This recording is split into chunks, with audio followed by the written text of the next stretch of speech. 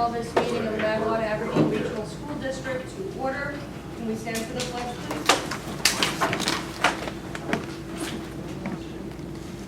Allegiance to the flag of the United States of America, and to the republic for which it stands, one nation, under God, indivisible, with liberty and justice for all.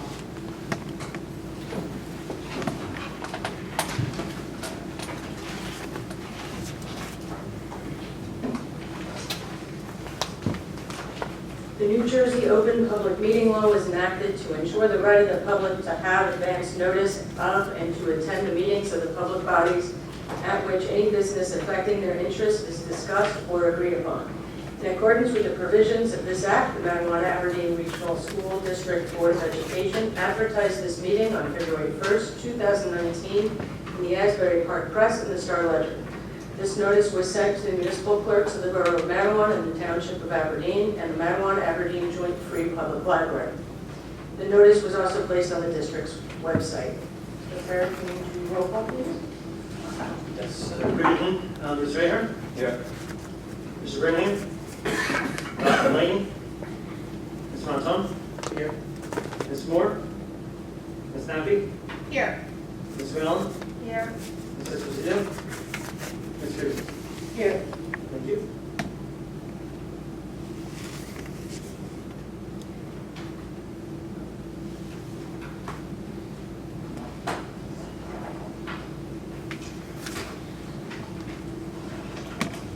I believe that we have minutes to approve from June 1st, 2019, special meeting of June 1st and the executive session of June 1st, as well as the committee of the whole meeting for June 10th and executive session for June 10th, and the regular action meeting minutes from June 17th and executive session meeting minutes from June 17th. Can I have a motion to accept those minutes? I'll make a motion. I'll second.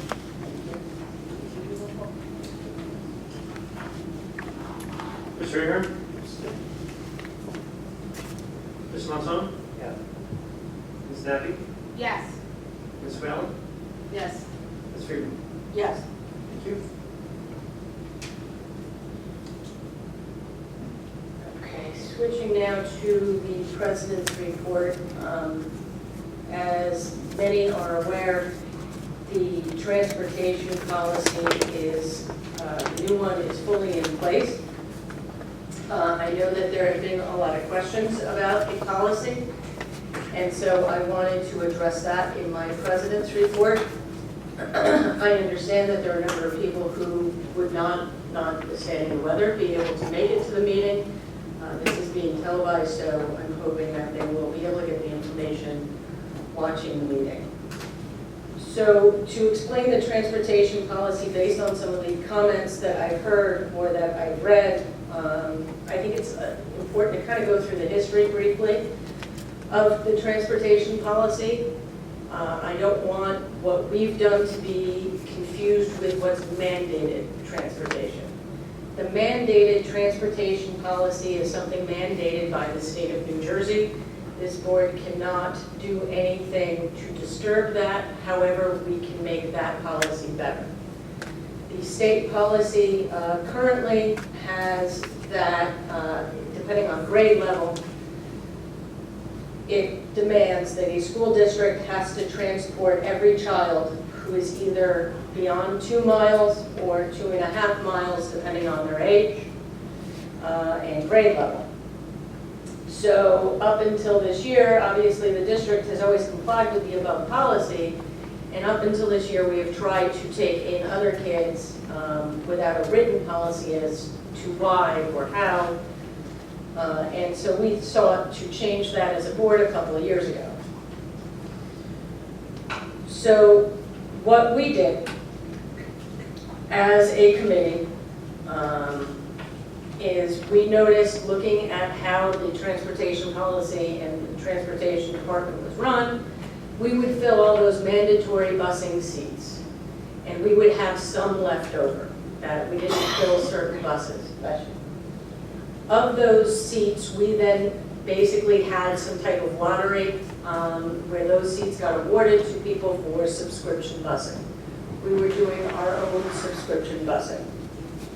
The Transportation Committee, as well as the board as a whole, found a number of issues. The first and most concerning is that not every student was given a seat or an option for a seat. So you could have the ones that we were mandatory busing, they had a seat because the state requires it. Then you had some that were being courtesy bused because it was agreed, although not in writing, that young children shouldn't be crossing Route 34 or 35 to get to the elementary schools, and I'm talking K to 5th grade when I refer to elementary schools. But those extra seats that were left over were not enough to put every student on a bus or get everybody a seat. So last year, I believe it was 88 people did not have a seat on the bus. They were never offered one. The people and the families that were given seats didn't find out until a week before school starting, if not even closer to school starting. That was a major problem. And areas that people would use their common sense and agree that were hazardous were not courtesy bused. So in trying to address these issues, the committee got together. It was made up of parents, administrators, as well as I was the board liaison. We had the police that were involved. It was my understanding that last year the district had attempted to solve one of the issues by facilitating an outside company to take some of those 88 kids. Those seats were under subscription busing for approximately $580, and that had to be done through a third party. We, as a committee, realized that the problem exists within this state-mandated realm. So the policy as it exists now only addresses students who live within that 2 miles or 2.5 miles from their school. So it's courtesy busing, meaning that the state doesn't make us do it. Our goal was to put as many kids on the bus as possible, but it was also to define what hazards are. The hazards that we saw were outlined in the hazardous route policy that's available on the district website. And that was one problem, ideally, that we would solve. I am happy to say that while this policy has, I believe, made things better by the numbers, which I'm going to go through, it is not perfect in that there are still some areas that some would still consider hazardous that did not make their point quota or limit, if you want to call it that, to get a courtesy seat. But we did add people to the bus, and that's what I wanted to address were the numbers. So we have gone from 88 people, as I said, not having a seat last school year, to now having everybody was offered a seat. So that's an improvement. So that, I would say, is a significant improvement.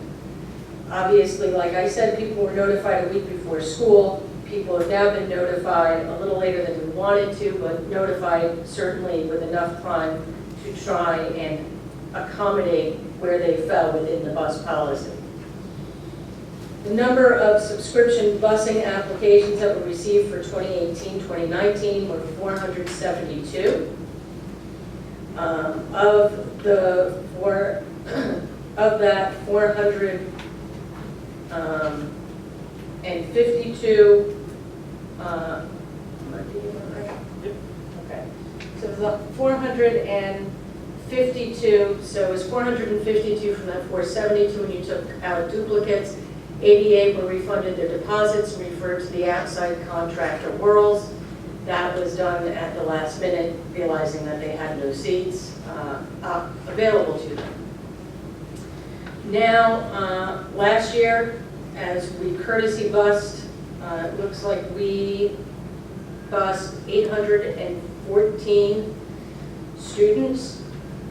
450 students via the hazardous route procedure, that is pre the new policy, plus 364 via subscription busing. This year, we will bus 2,111 students, which is a dramatic increase from that 814 number. If we did the minimum busing, meaning what the state makes us do, this would be 1,230 students, and like I said, we are busing over 2,000 at this point. The point values were 15 for K to 5, and that is the point value for crossing 34, 35 railroad crossings. Grades 6 to 8 was 22. Grades 9 to 12 was 30. For families that have to pay subscription busing, the applications we received for this year was 567. The number of applications reviewed were 548. The 19 difference was people voluntarily withdrawing their application. Of the 548 applications received, 156 were eligible for the new policy. So it's 156 people we were able to include in the hazardous bus policy, hazardous/courtesy. There were 372 seats that were guaranteed through subscription. And so, again, everybody was offered a seat. So with that, I think there's one more number here. Last year, the district transported 450 students through the hazardous route, and this year the number will exceed 509. So as I said, the policy has helped solve or work towards solving the problems that were identified by the committee as well as the community as a whole. It is not perfect. I'll be the first to say it's not perfect. And when we passed it, we had stated that this would be something that would be a work in progress, that we would continue to revisit and see what can be tweaked, changed, or otherwise to make it better for the community. But I think that it's a step in the right direction whenever you can improve something that had existed. So I just want to thank, again, the community members who were part of the Transportation Committee. I also want to thank the board members that were members of that Transportation Committee, and hope that we can continue to work together to come up with policies that better the community-school district relationship. And with that, we're going to go right to curriculum and instruction up here. Good evening. Beginning with Part A, travel on curriculum and instruction. We have 3 staff members attending the NJDOE Comprehensive Active Shooter Incident Management for Schools, 1 staff member attending the Learning Solutions and Career Track Human Resources Workshop, 5 staff members attending the NJASCD Strengthening Teaching, Leading, and Learning Workshop, 2 staff members attending the NJASBO Record Retention Workshop, 1 staff member attending the NJPSA State Council meeting, 5 staff members attending the NJPSA NJASCD Fall Conference, and 1 staff member attending Monmouth County Loss Coalition meeting. Moving on to Part B of curriculum and instruction. Item number 1 is asking the board to approve and adopt the following board goals for the 2019-2020 school year. The goals were developed as part of the retreat on a Saturday in June. Each of the 6 goals is listed on the agenda. Item number 2 is asking the board to approve the following staff members for their participation in the Monmouth County Curriculum Consortium MC3 Summer Teacher Institute on August 13th at Wall Intermediate School. The MC3 Summer Teacher Institute will provide new and veteran teachers with professional development on a variety of topics. The TBDs will include newly hired district staff and existing district employees, and that will be covered through our Title II PD grant. Item number 3 is asking the board to approve the following course title change for the Matawan Regional High School for the 1920 school year. Humanities Seminar to read the 2-year research seminar. Item number 4 is asking the board to approve Lisa Bauer for her participation and compensation at the Big Ideas and Ready Map pilot training that took place on June 25th, 2019. Item number 5 is asking the board to approve the contract between Lindenwood Bell and the Matawan Avenue Regional School District to provide professional development training on the visualizing and verbalizing program to take place on August 19th and August 20th. The rationale is included, and that's to be covered through Title II APD. Item number 6 is asking the board to approve the following staff members for their participation and compensation in the Lindenwood Bell visualizing and verbalizing training to take place on August 19th and August 20th here at Central Office. The 2-day workshop will train teachers to plan and implement Lindenwood Bell visualizing and verbalizing lessons for identified students to be covered through Title A to PD. Item number 7 is asking the board to approve the following staff members for their participation and compensation in the Tools of the Mind curriculum training to take place on August 26th and August 27th here at Central Office. One note, under the Cambridge Park Teachers and Service Providers, the last name on the first page will be replaced, Melissa will be replaced with Tara Nicolau. So the minutes reflect that change. Item number 8 is asking the board to approve the following K-2 staff members to participate in the MC3 Teachers College Readers Workshop Summer Learning Conference on August 7th at Millstone Township Middle School. This workshop is being provided at no cost to the district. Each of the staff members as indicated. For Ravine Drive, I would like to read into the minutes the addition of Samantha Papa. And under Strathmore, I would like to read in Melissa Cullen, Karen McNerney, and Jennifer Farsi to be included at Strathmore. Item number 9 is asking the board to approve the contract between the Matawan Aberdeen Regional School District and Echelon Front to provide a full-day professional development workshop and team building retreat for the administrative team on August 29, 2019. This will provide fundamental leadership principles of extreme ownership through experiential learning activities and the creation of personal and team implementation plans focused on ownership.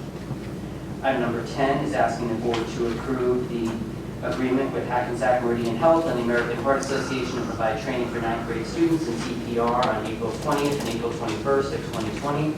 And item number 11 is asking the board to approve the agreement with Hackensack Meridian Health to provide CPR training for all middle school students from May 4th through May 19th, 2020 at no cost to the district.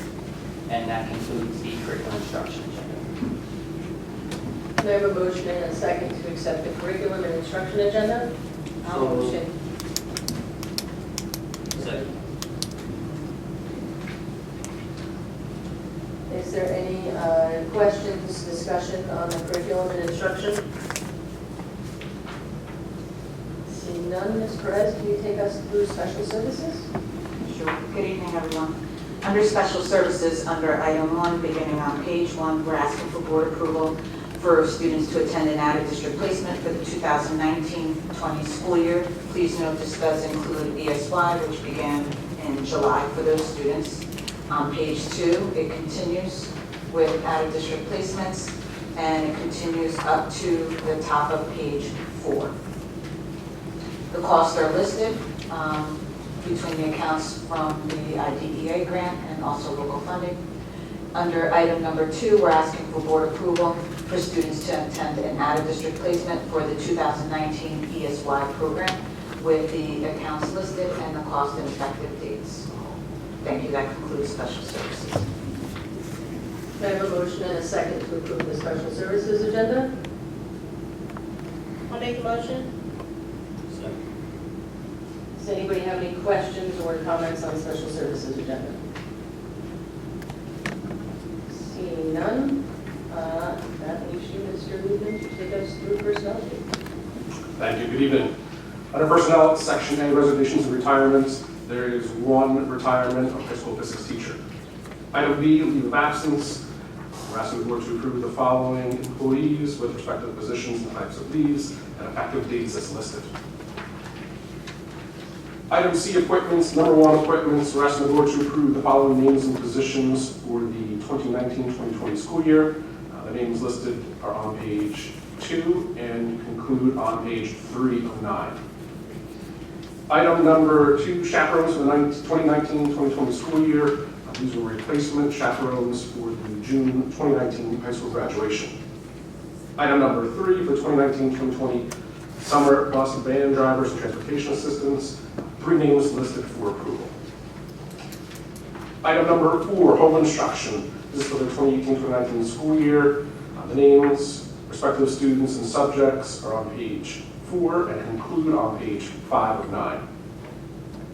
Item number 5, extracurricular activities for the 2019-2020 school year. We have names listed at the high school for athletic activities, 1 name listed at the high school for non-athletic activities, and the remaining names listed are for hourly activities. Item number 6, volunteers, is on page 6 of 9. The following volunteers listed at both high school and Cambridge Park. Respective activities and effective dates are listed. Item number 7, summer ESY for the 2019-2020 school year. Employee names and positions with their assignments are on page 6 of 9 and conclude on page 7 of 9. Item number 8 on page 8, staff rate changes for the 2019-2020 school year. The following names and locations with new assignments and effective dates are listed. Item number 9, curriculum instruction. We have 2 names listed for curriculum writing with hours and costs, and we have 1 name listed under Title I supplemental for school math tutorial. On page 9, item number 10, we're asking the board to approve the HIT report from June 17th. Item number B, we're asking the board to approve emergency security coverage for the 2019-2020 school year. This is for hallway safety and security monitors, allowing the principal to designate extra hours as needed. And item number letter C, job descriptions. We're asking the board to approve the following job descriptions for the 2019-2020 school year. Job description, personnel attachment number 1 for preschool master teacher, personnel attachment number 2, school counselor / social worker for culture and climate under Title I, and personnel attachment number 3 for director of preschool. That concludes the personnel agenda. Can I get a motion and a second for the personnel agenda? I'll motion. Second. Are there any comments or questions regarding the personnel agenda? I have a question. With the preschool master teacher job description, can you just illuminate for us how that, I read the job description, so, but for the purpose of everyone here, can you just explain a little bit about the genesis of that and why, how that role, I think, is just going to be different so people can understand what a master teacher is versus a coach versus just a regular teacher? So listed on the agenda is the job description for master teacher. What that role provides the district specifically for our pre-K program. Master teacher is someone who has at least 5 years experience in the classroom, and they have the proven ability that they are able to go in as a liaison in the classroom and essentially help coach the classroom teacher on best practices, walk them through effective strategies with working with students, and helps foster a collaborative environment. And so within this position, in this job description, it allows the district to hire that particular employee, which is a benefit to our classroom teachers and ultimately turns those services to the benefit of our students as well. Just to add to that, it is a required position under the preschool extension. Thank you. And just to be clear, so that person won't actually be teaching the class, they'll be more of a coach, correct? Correct, and they will offer the staff coaching and modeling in the classroom in addition to professional development training as well, with an expertise in curriculum and assessments. Thank you. And just to be clear, this is for the potential of the preschool program. That's if we get the grant from the state, is that right? Correct. Anybody else have any other questions or comments? Seeing none, I believe policy is next, Mr. Lee. We are recommending to the board to approve for a first reading amendments to policy regulation 5460, high school graduation. So first reading is this evening, and then second reading will be in August. The changes were to include language for option 2 for the high school. That includes policy. Are there any questions concerning the policy agenda? Can I have a motion and a second to accept the policy agenda? Seeing none, are there any questions? Wait, I need to first to myself. So moved. Second. Thank you. Now, does anyone have any questions? Okay, seeing none. We then go to Mr. Ferrera for finance. Thank you. So starting off on page 1 of 11 of the finance agenda.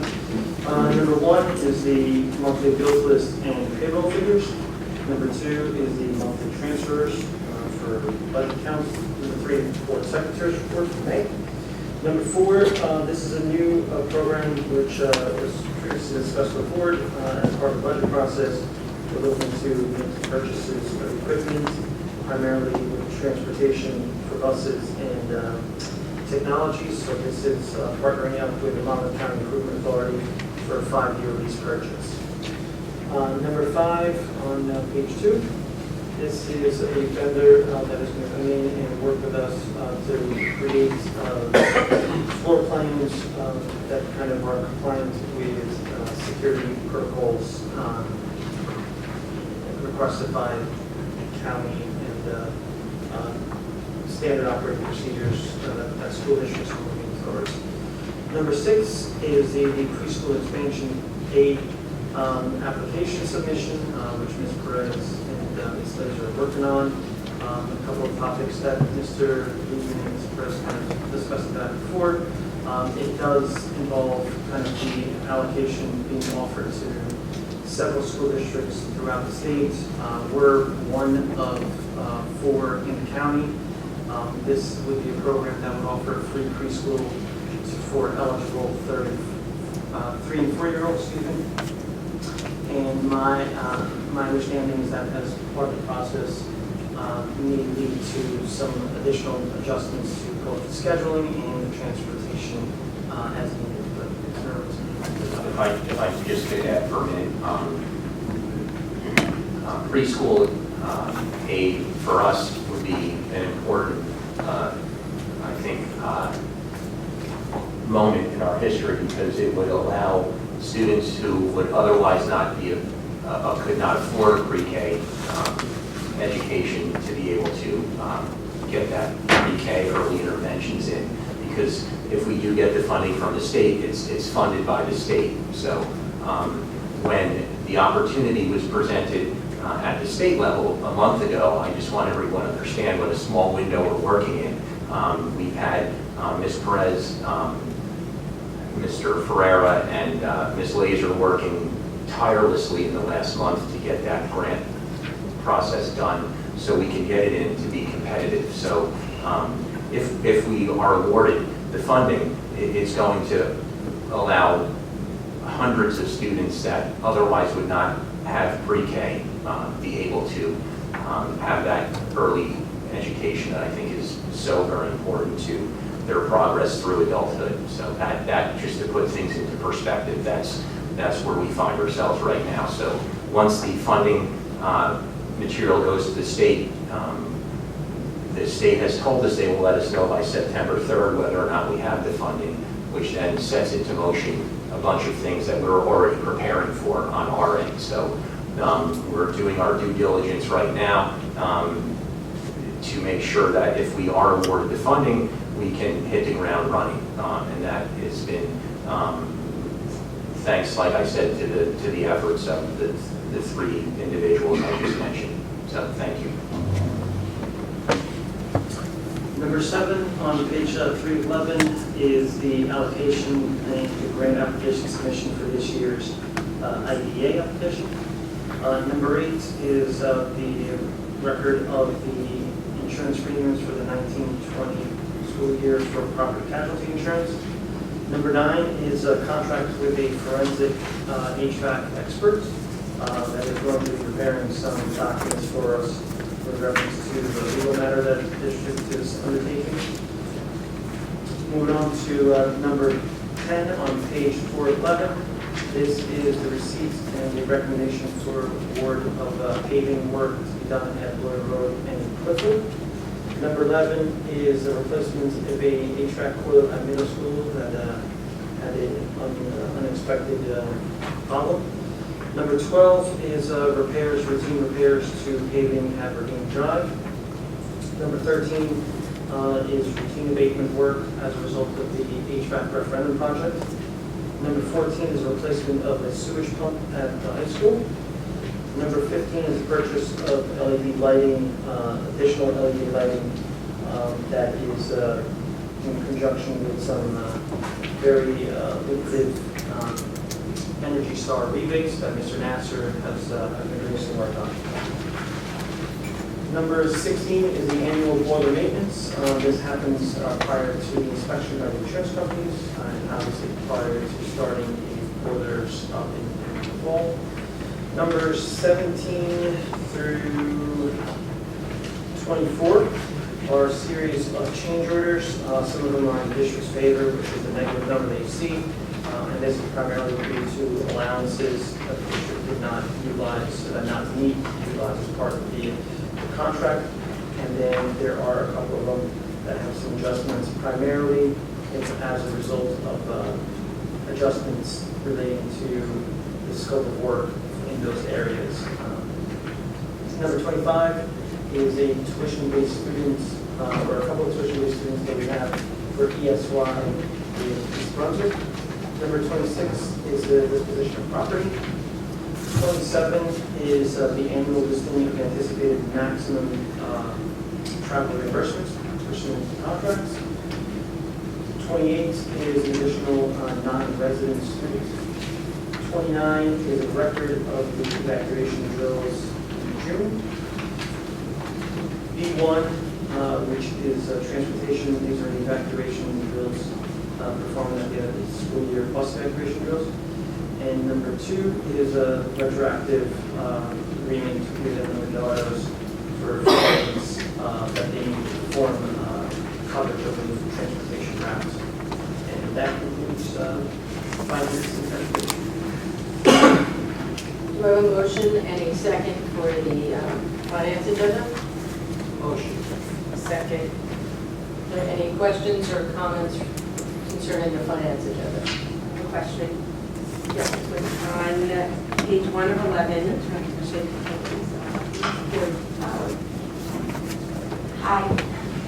On page 1 of 11, number 4, when you mentioned equipment lease program, did you say the word busing in there? Correct. So what does that mean, that just something like this happens? So there's a couple of different options when it comes to replacement of school buses. District either tries to kind of budget on an annual basis, and from that standpoint, there's the pros and cons of it. Among them, the pro is that you can kind of keep track of what those waves are, because not every bus was purchased at the same time, so not every bus is going to age out at the same time, right? And then the con is that those specific peaks and valleys present a challenge.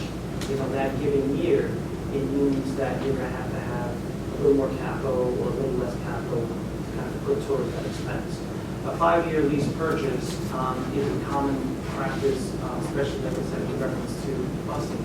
And a lot of districts we use for technology and some other kind of equipment purchases.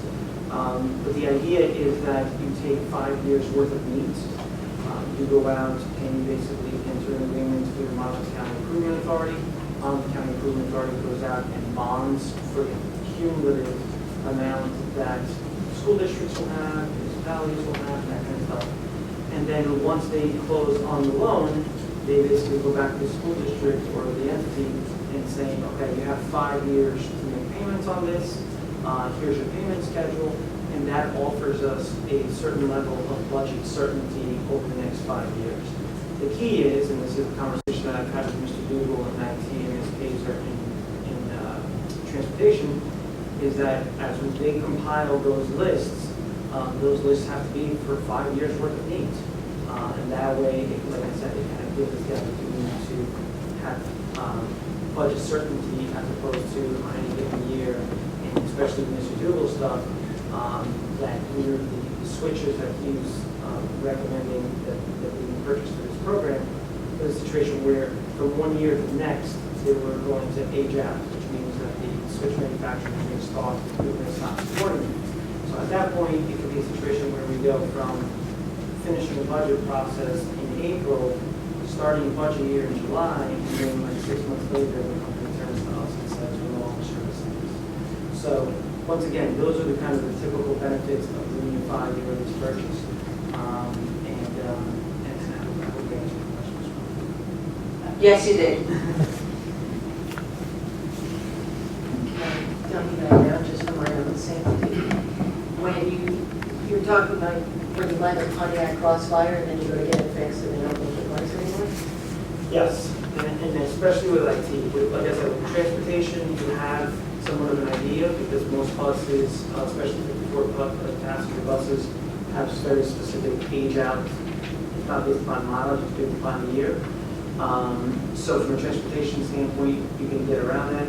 It's a concern, especially when we're talking about, doing close to $300,000 worth of switches on any given year from an IT standpoint. It could be a big difference between, some substantial improvements and substantial programming impact.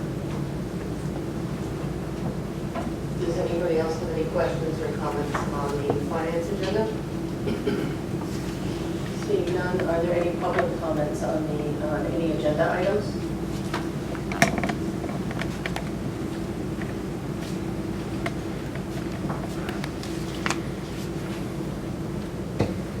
Casey Baroka, 19 Inwood Lane, Farmingdale, New Jersey, President, Madam Avenue Regional Education Association. I just have one on page 6 of 9 of personnel under summer 7.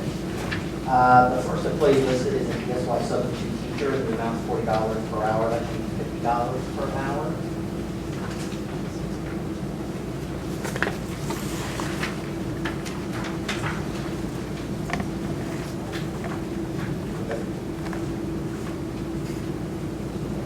Thank you. We'll make the change to the minutes.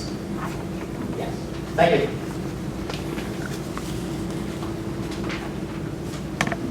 Are there any other questions or comments on agenda items from the public? Seeing none, Mr. Ferg, do you proceed with votes on any action items?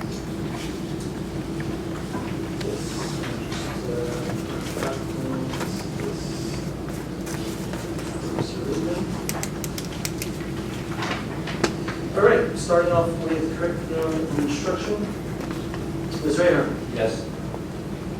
Ms. Monzon? Yes. Ms. Nabby? Yes. Ms. Raylan? Yes. Ms. Freeman? Yes. Special Services, Ms. Rayner? Yes. Ms. Monzon? Yes. Ms. Nabby? Yes. Ms. Raylan? Yes. Ms. Freeman? Yes. Personnel, Ms. Rayner? Yes. Ms. Monzon? Yes. Ms. Nabby? Yes. Ms. Raylan? Yes. Ms. Freeman? Yes. Policy, Ms. Rayner? Yes. Ms. Monzon? Yes. Ms. Nabby? Yes. Ms. Raylan? Yes. Ms. Freeman? Yes. And finally, Finance, Mr. Hager? Yes. Ms. Monzon? Yes. Ms. Nabby? Yes. Ms. Raylan? Yes. Ms. Freeman? Yes. Thank you. The next thing on our agenda is unfinished business, which, as there was an email to the board and included in the board package, was policies on social media. My hope is that since this is being televised, that we can have some meaningful discussion on it. Part of what my understanding from the committee was that it was something that they wanted feedback on in regards to policy language that the board would be looking towards. I had given in my email some directions or food for thought, I suppose. And so, does everyone everybody have or had an opportunity to look at the policies that were given? If I can, Ms. Freeman, I have copies to hand out if you don't mind, so I'll pass this out. That's one of the policies that we were looking at. Here comes option 2, and here comes option 3. Just to give the board a little update on the progress of the committee thus far, here comes option 3. The committee met as an ad hoc committee as a function of our board goal to adopt a social media policy. Through our research, and actually Mrs. Whalen, and I can sort of speak to this together, so Mrs. Whalen, jump in at any time if I'm floundering. What we actually discovered is that we were operating under the premise that the board did not have a social media policy for board use. We do have policies regarding social media use and acceptable use of computers for staff and students, but we actually did adopt the social media policy that Strauss SMA gives out, interestingly, in February of 2018. So that actually differs from the one that Mr. Liebman sent out in his email, and that's actually right on our website and right there to see. And it's the standard wording that was actually forwarded to us from Mr. Rubin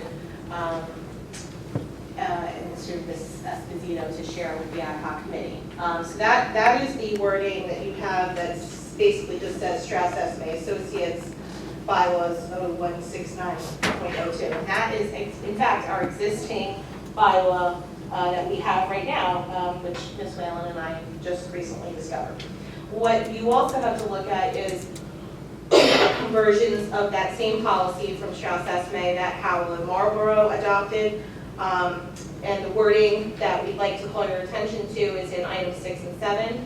And the key differences from our current policy that we currently have versus what Marlborough and Howell did is that items 6 and 7 allow for board members to respond to postings on social media, to post on social media regarding board business, and the wording is there for you to look at.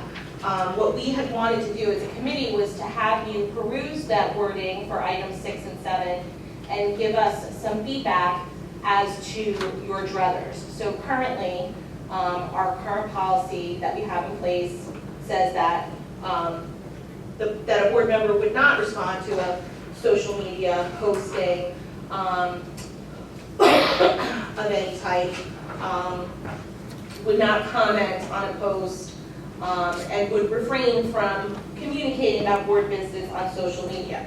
Obviously, the difference being that at the direction of the superintendent, if let's say the board president were to want to communicate about some item or something like that, and as always, if the board president or board leadership or designee is directed to do so, then, and that has happened, more than once.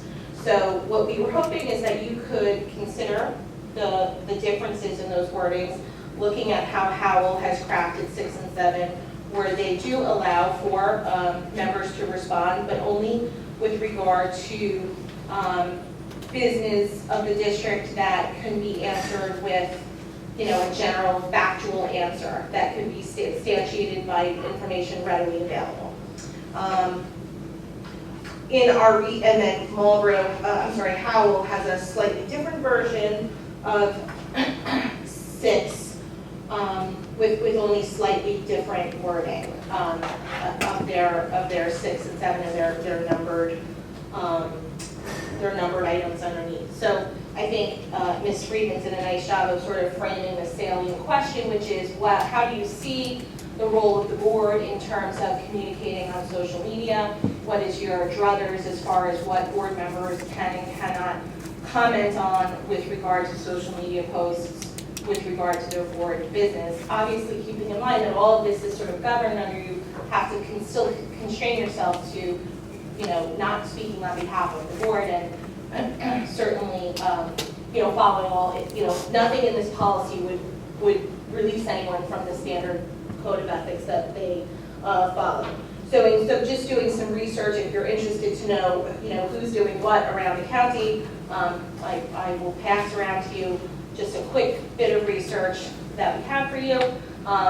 Several districts did not change item 6 and 7, kept the Strauss Esme wording, and do not allow for board members to respond to social media posts. As you know, Howell and Marlboro, which we passed out, did craft a way in which board members, into their language, a way in which board members can allow to be responding on social media to social media posts.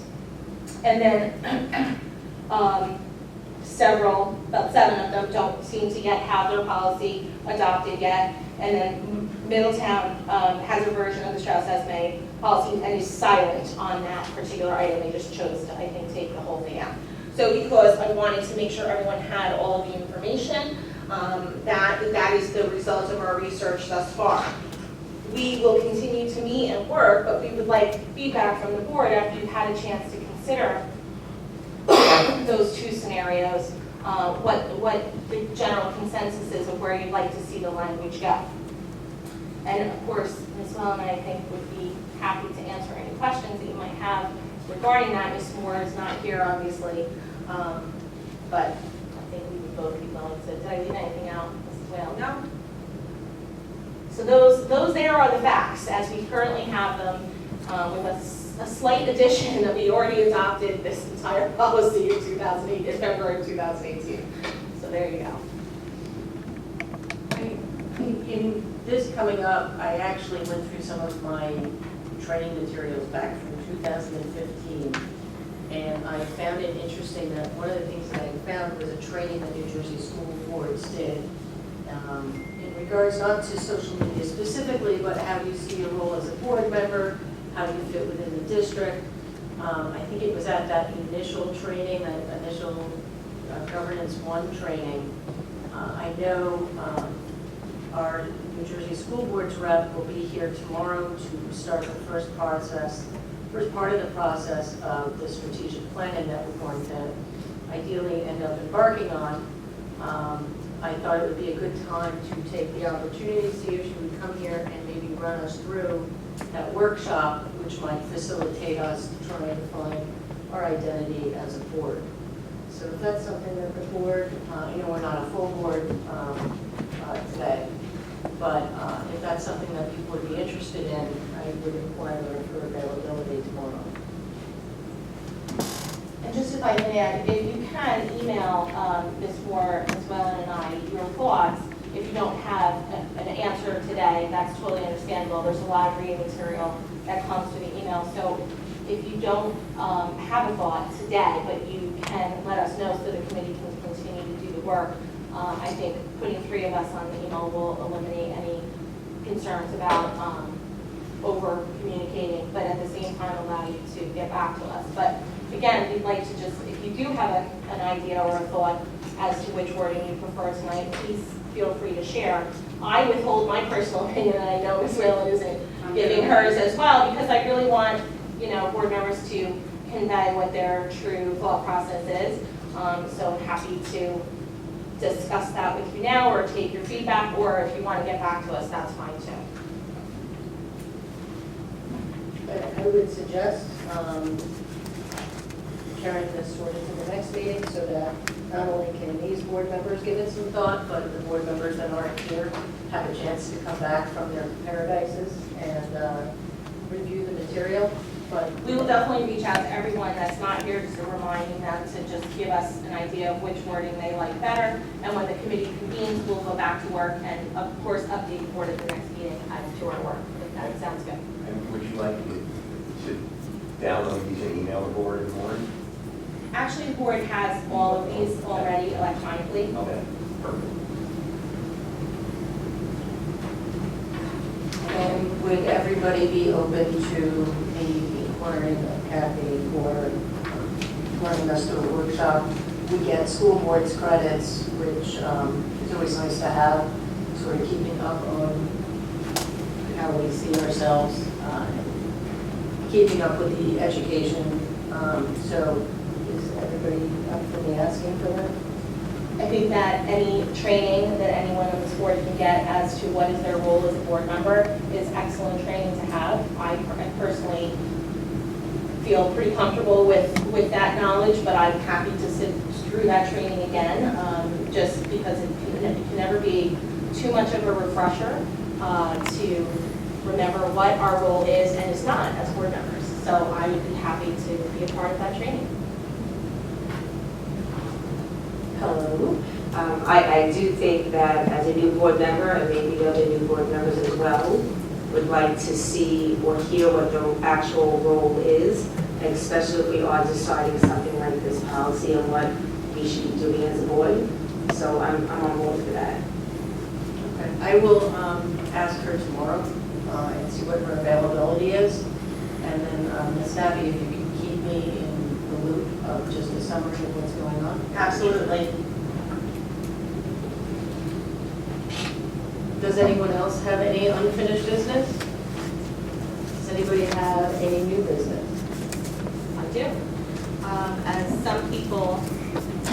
some people are aware, but not everyone, I had a chance to share with Dr. Micah and Mrs. Friedman that I will be moving in a few months, somewhat unexpectedly. And so therefore, my tenure as a board member will be in Madeline Aberdeen, will be coming to an end in a few months. I will communicate more specifically on dates with Mrs. Friedman and Dr. Micah, but I wanted my fellow board members to be aware of that. So not only will I not be re-upping for my seat that I would have been rerunning for in November, but I will more than likely be resigning my seat before the end of my term. So I'll keep everyone posted, but it'll probably be sometime in September or October. But I want to obviously let my fellow board members know, hear it from me. It's bittersweet. I don't want to get into too much now. But it was a somewhat unexpected situation, but probably a good one, and I won't be going far.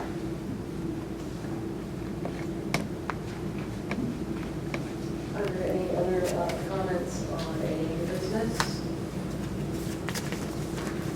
Or this takes us now to public comments on any additional items. Anyone? You could just state your name and Good evening, my name is Kissy Osborne, I live at 109 County Road, Cliffwood. The purpose of my meeting is, we have, I'm part of the Aberdeen Township Environmental Shade Tree Advisory Board. I also have a student here from the high school. We have a couple concerns about recycling, so,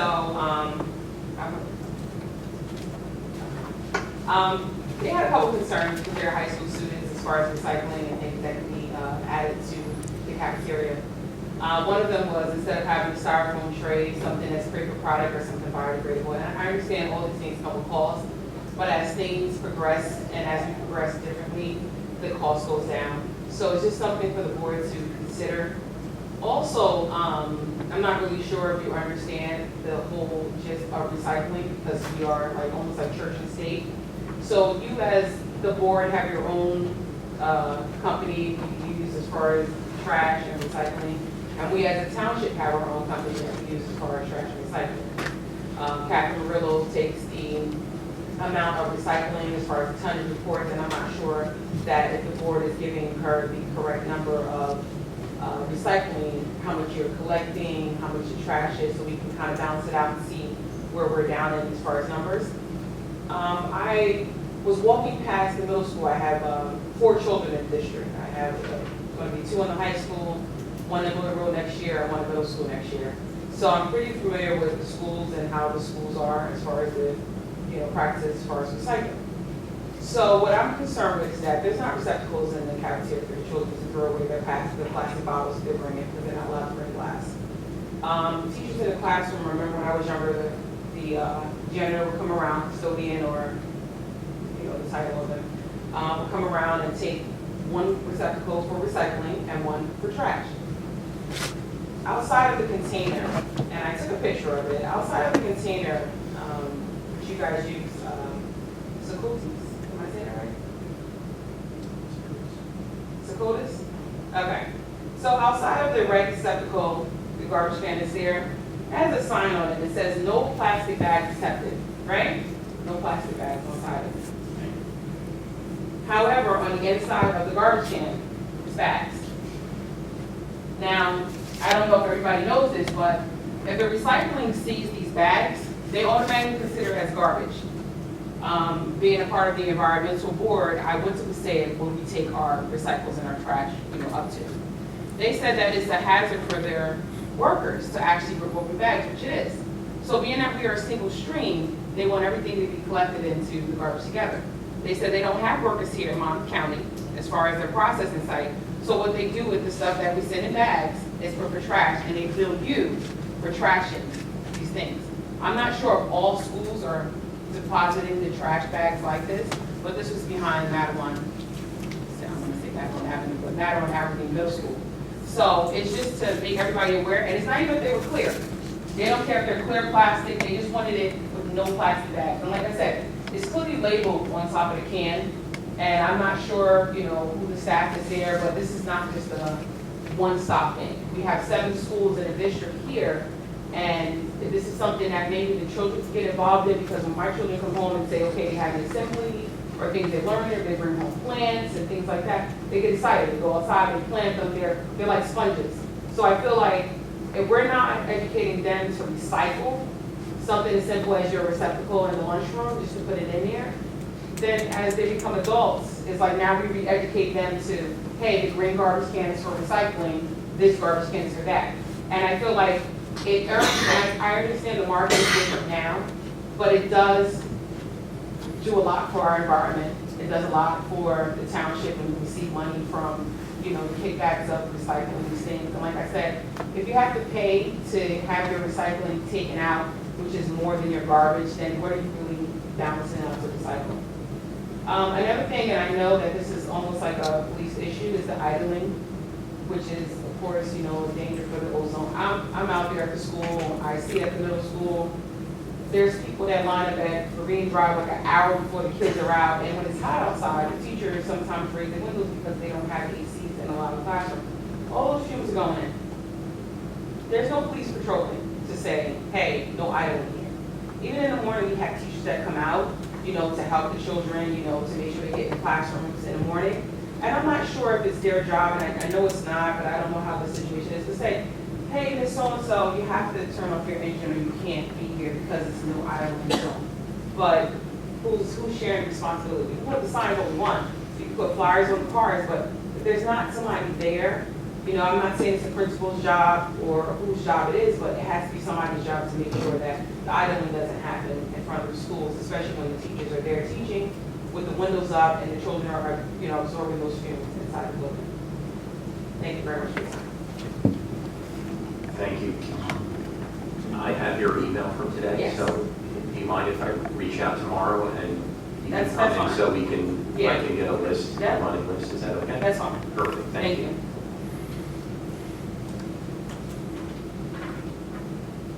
Any other public comments?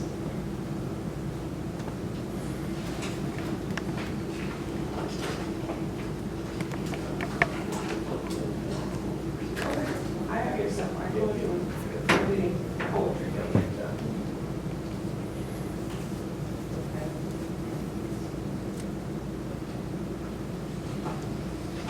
I have a motion and a second to go to executive session. I'll make a motion. And a second? I'll second.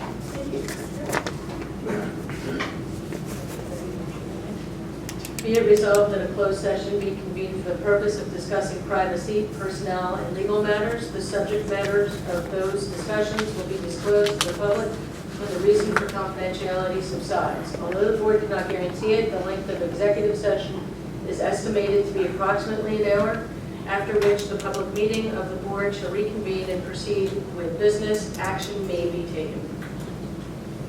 With that, we are in, I have a vote for, all in favor? Executive session? Favor? Aye. Aye. We're now in executive session.